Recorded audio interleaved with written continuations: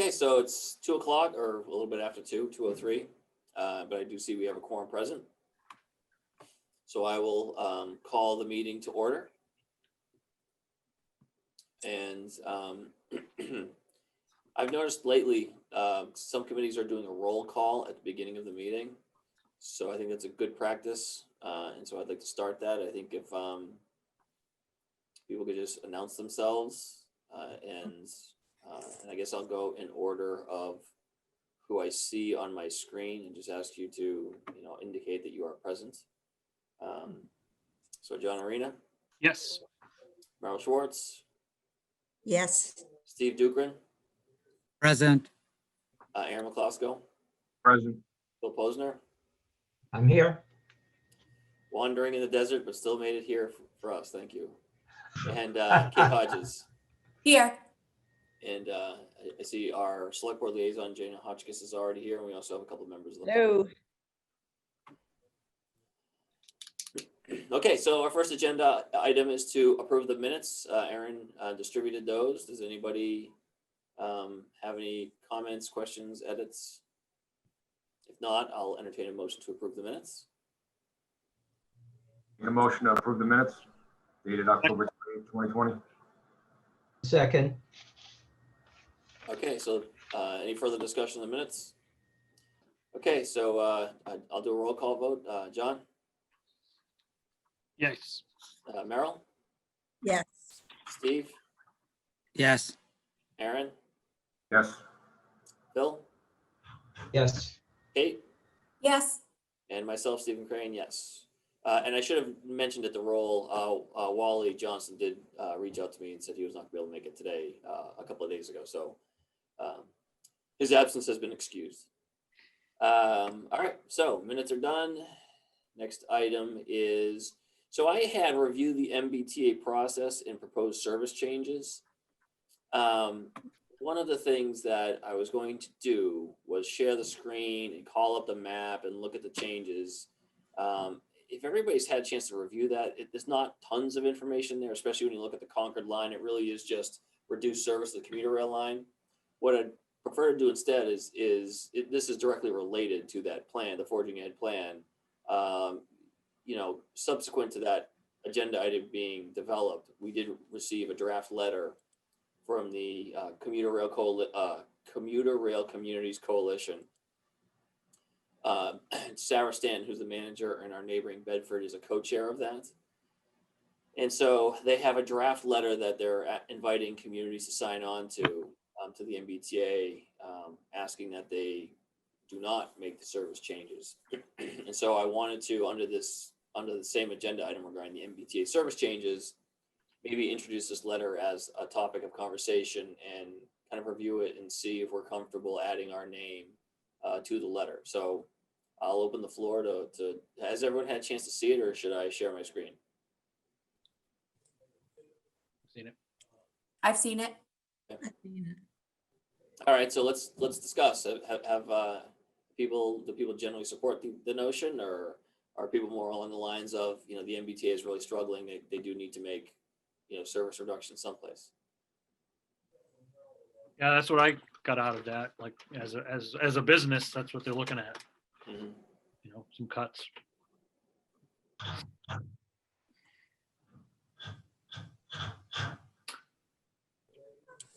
I ended up by signing the letter. I didn't know if I was supposed to do that independently or whether we were going to do it as a group. But,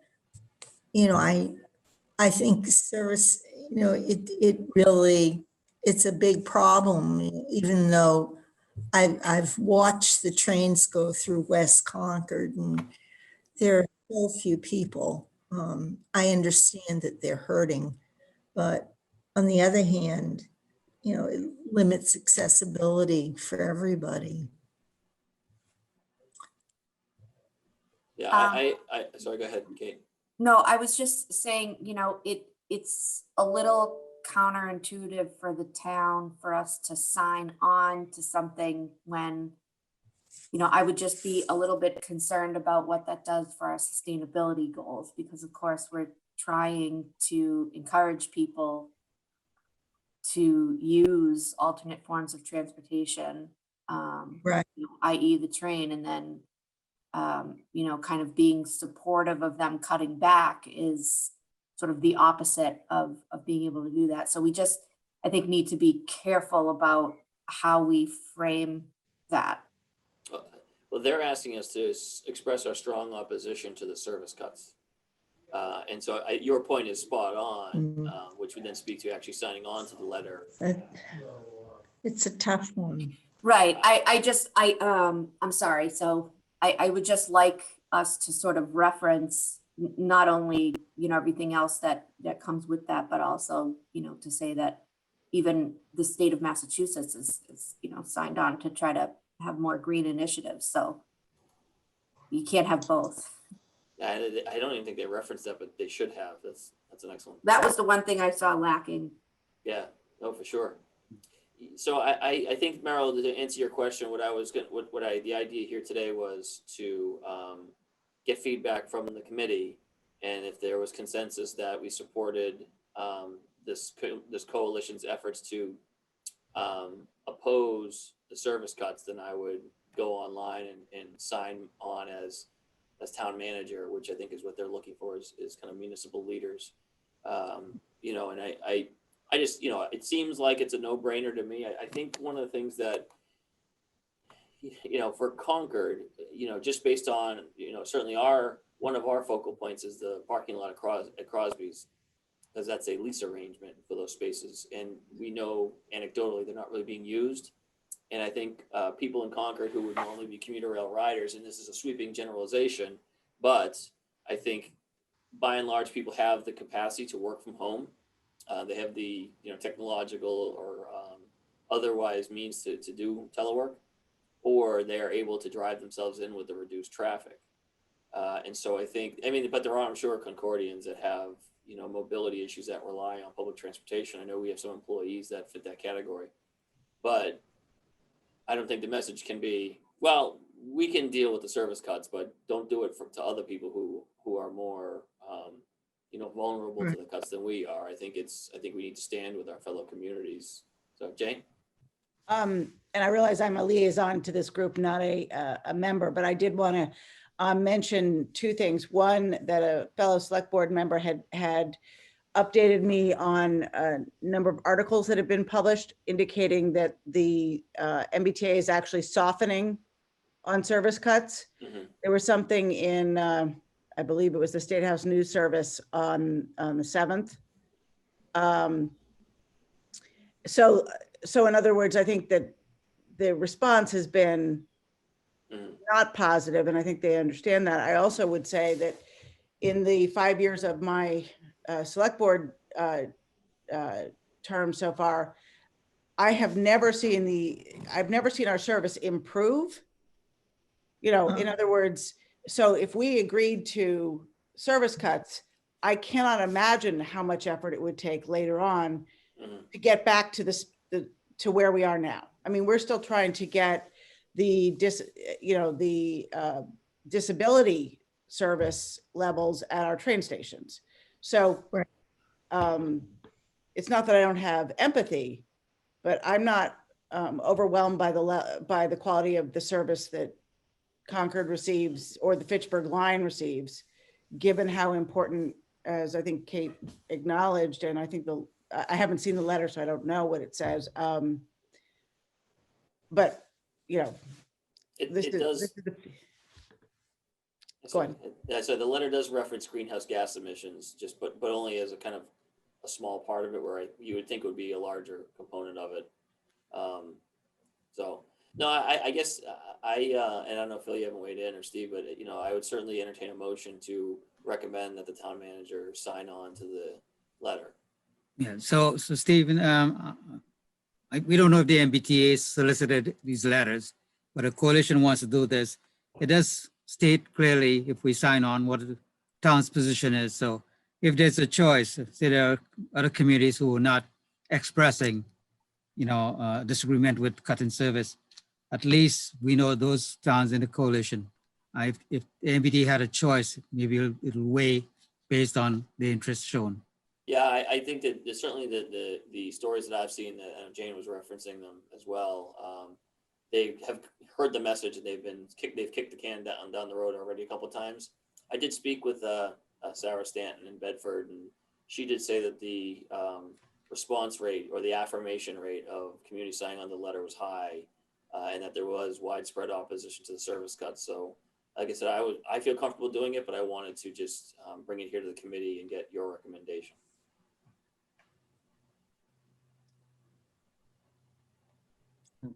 Phil, is that a motion? I'd like to make a motion that we sign on with other communities to oppose service cut. Okay, has Merrill made the I'll, motion? I'll second the motion that Merrill made to have you sign the letter or Sure. to So sign on to the letter. Phil seconded. Any further discussion? All right, I'll call a roll. All in favor. John? Yay. Merrill? Yay. Steve? Yes, Aaron? Yes. Phil? Yes, And Kate? Yes, And me, Stephen, yes. Okay, so I will sign on to that letter.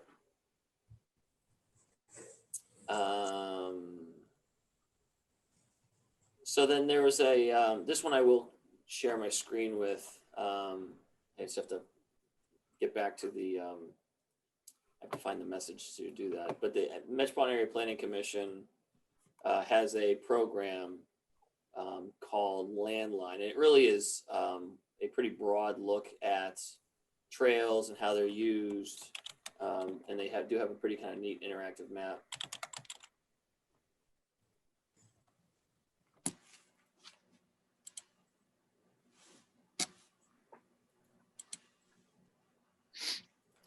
So bear with me.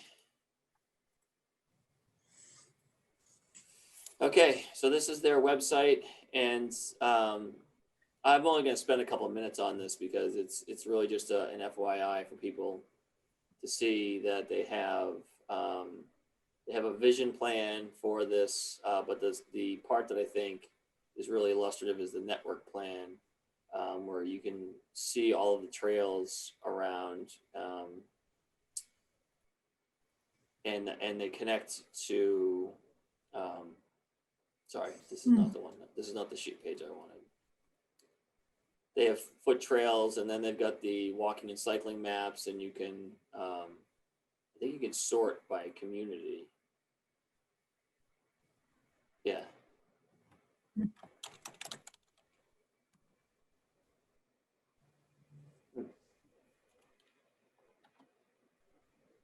Oh, whoops. Not Concord, not what the heck.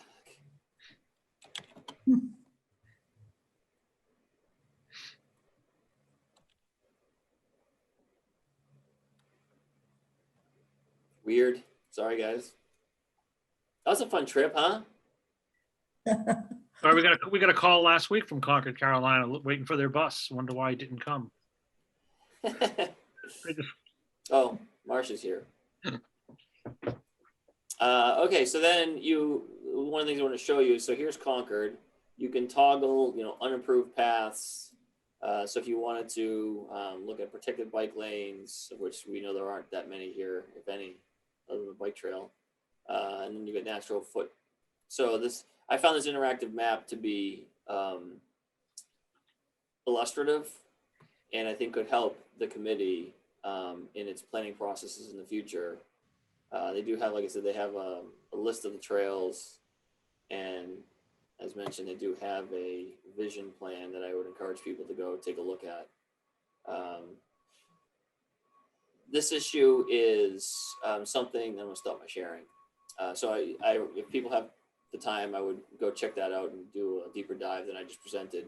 I know the issue of trails locally is going to be something that's going to be generating some additional discussion. And I think, especially now that Bruce Freeman Rail Trails is basically going to be fully online in the next few years. And then there's also some work being done in Sudbury, I think, or in Bedford, on the Reformatory Branch Trail. And so I think there's going to be a confluence of circumstances that are going to prompt, at least I think this, that I would suggest would prompt this committee to take a larger look at our trails, how they're used, how they should be used, and maybe should there be some recommendations from this group on, standardized best practices for trails in Concord. So Phil? So I participated in a couple of the meetings of the committee that MAPC set up. And what I would propose is that a future meeting, we could invite David Lutzenheiser, who is the staff person at MAPC, to make a presentation. And then the other person is Pete Sutton, who is a staff person at MassDOT, who's been involved in this stuff. The one concrete thing that just wanted to bring to everybody's attention is that MassDOT is going to have some standard signage for the various trails that are proposed. And I thought it would be good to have a presentation so that people can see what they're suggesting, and then we can react to that. If you have an existing, thread going with those guys, Phil, I would certainly invite you to reach out to them and either put them in touch with me or with Erin Stevens, and we can kind of set them up for a future agenda. Yep, I'll make a note to do that. I'll Yeah, get that'd that. be great. I think that's a great idea. I should have added this at the beginning. Phil you did reach out with a request to add Sudbury Road to the agenda. I'll be honest with you, I didn't see the email until we were already down this path. And I think the recommendation was to talk about their potentially relooking at their modeling for the 85th percent, standard that they use for speeds. And I do think that someday that is going to be something that we're going to have to spend some time on. I just didn't feel like we had enough information to really do that any justice. And I'll just report that Steve Dukran and I, mostly Steve Dukran, and I have been corresponding with the Canantum and Sudbury Road neighborhood about an update on that. So the neighborhood's aware that the design is still ongoing, and we're looking at an early spring, hopefully moving that project forward with the crosswalk. So I'll give you that update, but I apologize for not getting the agenda item on it. I just didn't see it. I'm sorry. So, so I guess at this point, if there's, I think I do support Phil's next requested agenda item for the MAPC thing. Is there any other comments people want to make about the MAPC landline program or trails generally? I just have a question. We have a Trails Committee in Concord, and if we were going to have a general meeting on the subject, I think we should include them, as well as the Bruce Freeman Rail Trail. I mean, if we're going to try something inclusive, I think we could reach out to those people. Yeah, I see a member of the Bruce Freeman Rail Trail committee is here, and as I've expressed in a couple of different discussions, I think a joint meeting of the Bruce Freeman Rail Trail and the Trails Committee and potentially the Cemetery Committee is probably justified sometime. It's not that time sensitive, but it's something that should happen in the coming months. I agree with that, Meryl, and I think that eventually that discussion about looking at trails kind of as a system and how they fit into the rest of our transportation system is going to be something we are going to spend some time on here. So the short answer is yes, I agree with you. I don't know when that's going to happen. Obviously not before, probably sometime in the, or in the new year. But no, they definitely need to be a part of the conversation. Good. So actually that's an excellent segue into committee goals. And we didn't really send out, I don't think we sent out a guidance document on this. I think it's, I think we want to probably spend some time, and I don't know if it's here or maybe people just get some ideas and maybe submit them, but talk about goals we may have for this committee, since it's brand new. We can't just look at last year's and change the dates. And then the other part, sorry, I think I know what our liaison is going to say, but I'll let her say it. I was just going to refer everybody to our long range, our Envision Concord, our long range plan, when thinking about what the impetus for creating this committee is, and therefore what the goals that were laid out in that plan for transportation are.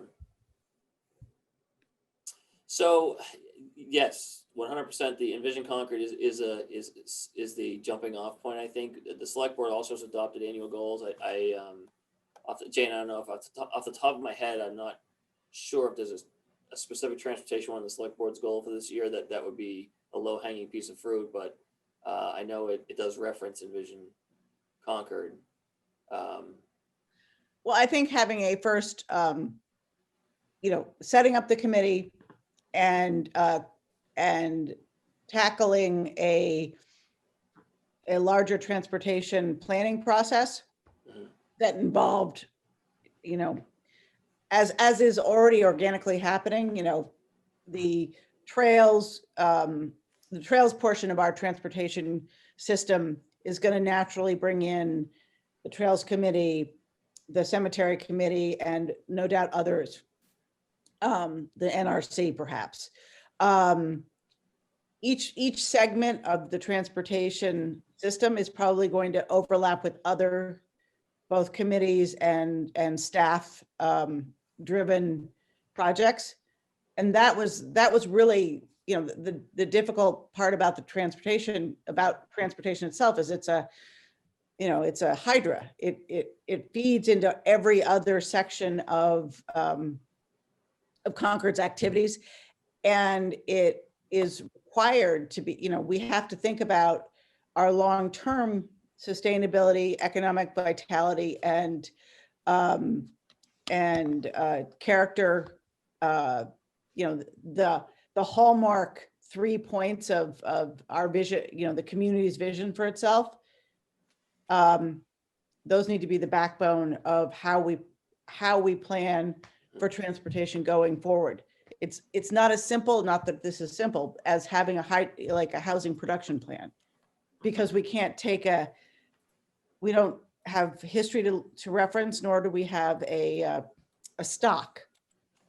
What we have to do is come up with, goals, which some of this was attempted, as you know, because we worked on this together in the charge. But I'm not, we left it ambiguous in many places.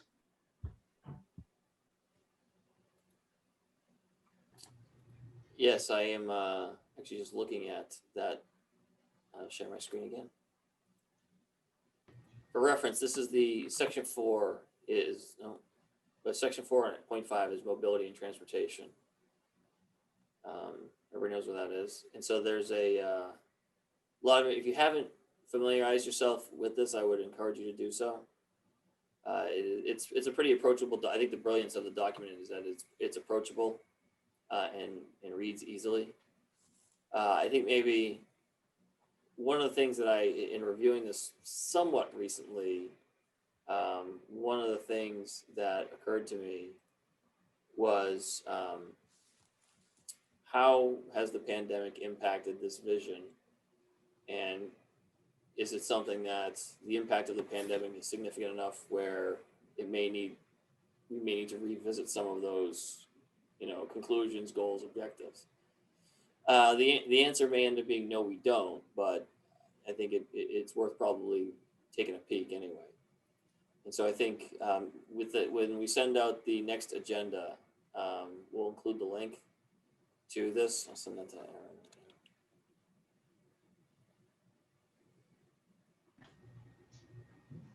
And we can go from there.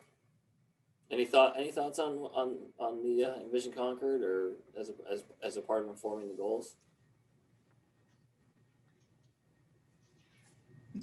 Could I ask, Go ahead, Meryl.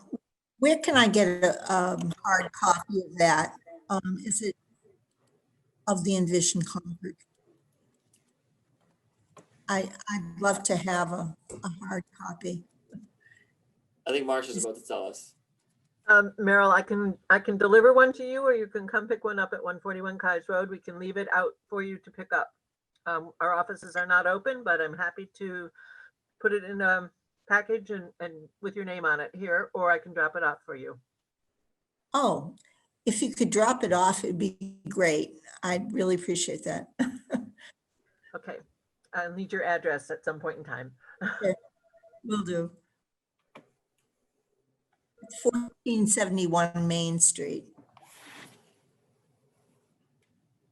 1471, got it. Right, Okay, thank you, Marcia. thank you. So we'll come up, we'll have a more structured conversation about the committee goals. I think, like I said, I'd ask you to just take a pass at that section to see if you have any things you want to add, or maybe we can do a presentation of those goals. But I think doing it cold from here with no context is not ideal. So we'll definitely have that on a upcoming agenda as well. Sorry, go ahead, Aaron. Yeah, I would also suggest we look at the committee members, look at the charge of the Transportation Advisory Committee. The charge lists some pretty specific bullet points, and I think our goals can align with, most all of those. Yep. Yes, Phil? So I think it's important that we do goal setting and do planning process. And what I hope will be the result of the process will be action items that can be taken in both near term and the long term. And my hope in connection with that is that we can actually review the DPW budget as we come into the next cycle for the FinCom and work with DPW to help them with the planning process as they can set priorities for their public construction. Because right now, I don't know what the priorities are. And, I'll make an inquiry of DPW and also of their FinCom representative. But, I think those priorities need to be aligned with what we're doing.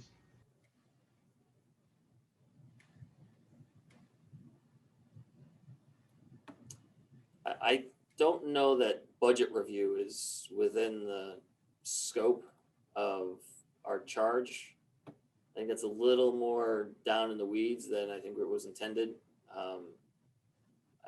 The budget is, developing the budget is a public process, so it's not like it's done in secret. But I don't know if this committee reviewing the budget is and making suggestions is within the charge.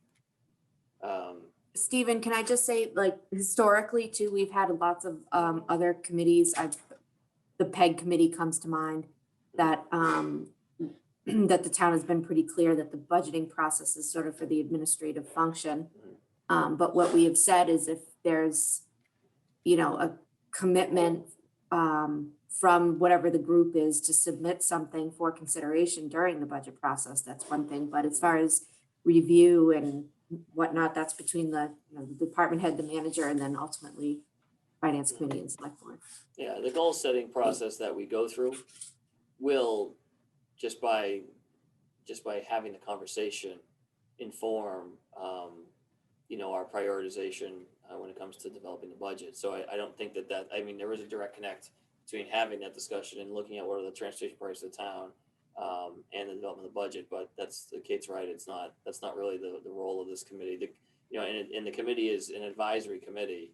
And like I said, I think it's the shared advice on what are the things we should be looking at, what are the focal points that then gives us information, that gives us the kind of tools we need to say, well, we need to look at A versus B because the budget won't accommodate both. So how do we choose A over B or B over A? And, getting input from the committee is part of the way we do that. In terms of overall goals. Yeah, just to be clear, I wasn't suggesting that we micromanage the budget. It was more along the lines of trying to offer some support for CPW to undertake the process. Okay, no, I appreciate the clarification. And you know, I think, like I said, I think the idea that the committee should influence the budget will happen just by virtue of our discussions and idea sharing. Just Any- that, can I add, Stephen? Sure, yes. Fact that Phil brought up Public Works budget, he should know that,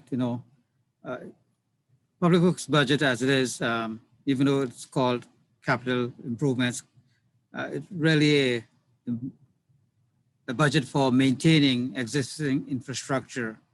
Long-term projects, long-term goals are achieved through mostly grant applications and so on. Capital so- planning, yeah. Capital And- planning and- that way.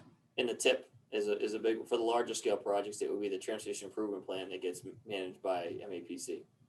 That's correct. And it's not, I think I know where Phil's going. We could, when we do our regular maintenance on streets and so on, we could include, small improvements for the modes of transportation and so on, but that's very limited Mhm. with what we can do with our current budgets. And Phil, I'm sure as you're aware, the TIP, the Transportation Improvement Plan, the TIP, it's a state funded, well, it's actually federal funded through the states that gets managed by the RPAs or regional planning agencies. And you basically identify large scale projects, do up to 25% design, and then wait in line for years before they give you the money. So and you know that, and Steve knows that, but to manage everybody else's expectations, that's kind of how the TIP process works. Any other thoughts before we go on to correspondence? So under correspondence, we did receive a letter from Cemetery Committee, and I did kind of reference this about the concerns about the reformatory branch improvements that are planned. And like I said, this is something that, we support Bedford's plan, to make improvements, but it's going to have an impact on our side of the trail, or the trail on our side of the municipal boundary. And that impact maybe is something that we may have a different goal that Bedford does. So it's really important that as we look ahead to make sure that we have the same goal, but understanding that the reformatory branch trail passes really almost through Sleepy Hollow Cemetery. And we have had reports of issues of trail users not necessarily being respectful of the fact that they are passing through hallowed ground. And that's something that's going to have to be addressed as a part of the conversation. So I did want to note that they have reached out very early on in this discussion to make sure that they have a seat at the table, which I think we can all agree they must.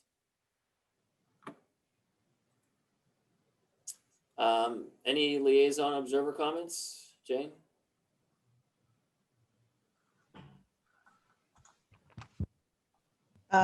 No, just this is great. I'm glad to see that we're moving into broader topics on transportation. I think the sooner and more concrete, to echo Phil's comments, that we could move from goal setting into action items. It will be exciting for me to be able to report that back next Monday, or as many may know, as a liaison, I report all of the boards and committees that I attend as part of my report at every Monday select board meeting. Before we get to hey Rich, I see. Before we get to public comment, we don't have an agenda, but next meeting, I think I'm targeting January 13th. I don't know if we said the second Wednesday of the month, but I seem to recall this is the second Wednesday of the month. I thought we had talked about the second Wednesday, and we can always meet more than that if something is hopping. I don't get that sense, especially with the holidays. I don't get that sense. The 30th of December is a Wednesday as well, so that kicks that second Wednesday into the teens in January. But if people are okay with the 13th at 2:00, we'll mark that as our next meeting. Okay? Yes?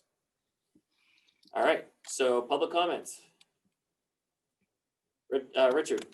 Yes, hi, Richard Follander, 399 Old Bedford Road. I'm the co-chair of the Bruce Freeman Rail Trail Committee. At our committee meeting last week, several residents expressed concern about safety for people, particularly older folks and young kids in the Junction Park area. If you're familiar with that area, it's where the Bruce Freeman Rail Trail crosses Main Street and then into the park. People are asked to not ride their bikes, to dismount, but many people are not. And it's kind of a circuitous, somewhat awkward route through that area. Again, a number of people, the executive director of Concord Park, the assisted living facility, sent us a letter, and a number of people testified at our meeting with concern. So the committee is putting together a letter that will be sent to Stephen Crane, the town manager, requesting that the town take some action to ensure a safer passage in that area. We don't have a specific idea of what exactly could be done, if anything, but we do want to reflect the needs and the desires of the people in that part of town. And as Stephen mentioned also, once the bridge is completed over Route 2, we expect to see a significant increase in usage. Along that lines, we're also looking at the potential of having some way to start counting the number of users, either remotely or with some volunteers, to see the number of people walking, number of people riding, that kind of thing. Some other communities have similar programs, and we'll be looking at that more closely. Maybe can establish kind of a baseline for usage this spring, and then once the Route 2 bridge opens up, we'll have some sense of what the increase is. But specifically, we will be putting together a letter that will come to the town regarding some actions, requesting some actions to be taken in the Junction Park area.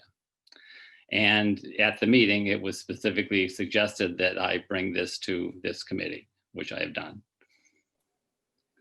I don't expect you to do anything about it right now, however. Okay, so hold on a second, Phil. So this was just for the public edification. This was brought previously by another resident, and we did talk about having it as an agenda item. And for the committee's benefit, that same resident reached back out and said it doesn't need to be an agenda item here. So we are aware of the issue, and I look forward to receiving the letter. Phil? Okay, thank you. Just a point of information, I was over there today and I can't attach a photograph. I could try to upload it, but there is a sign that was posted at the crosswalk that says "Stop, walk your bikes." So in fact, an action was taken and it's there now. So I'll send that over to you, Stephen. And if I can figure out a way to post it in this meeting, I'll do that. Yeah, I saw that yesterday as well. Thank you. And just also, CPW did relocate some of the signage per the request of the Concord Green Thumbs, West Concord Green Thumbs, a few months back. So there are official, kind of not regulatory, but more information signs of "Please walk your bike" located at each side of the Junction Park. Okay, Mark? Hello, yeah, Mark Alis, 62, sorry. Oh, I'm unmuted, okay. Yeah, so used to accidentally muting. Can you guys hear me? Okay, yeah, thank you very much. I really appreciate your taking a broad view of all the aspects of transportation. I think that's so important, and also kind of clarifying to the public what the role of different entities are in terms of infrastructure versus maintenance, et cetera. With regard to the Bruce Freeman Rail Trail co-chair's statement about that meeting and the concerns that that Junction Village area, that I just wanted to emphasize that the people complaining who kind of know about it on the ground were saying that signage has been tried, signage is not really very effective. So I do think that with regard to shared trails and crossings and things, we need a very comprehensive study and analysis, pulling in information from all sources that kind of know about safety and interactions like this in order to educate the different users about how to share the space. So anyway, I just wanted to mention that too, that signage, one comment was made at that meeting that, oh, the signage worked. Well, signage worked when a uniformed police safety officer was present, but it didn't necessarily work at other times. Thank you very much, though. Appreciate it. Okay, thanks for the comment. Not seeing any other public comment, so I guess I will entertain a motion to adjourn and we'll see you on the 13th, and happy holidays to everybody.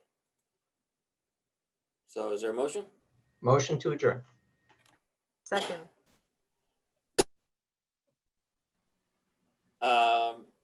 John? That was a muted yes. Meryl? Yes. Steve? Yes. Aaron? Yes. Phil? Yes. Marcia? Yes. Kate? Yes. Yes, and I, Stephen, yes. All right, everybody, good meeting. Nice and efficient. Thank you. Nice holiday, everyone. Yeah, happy You holidays. too. Happy holidays, everybody. Enjoy. Thank you. You Bye. too.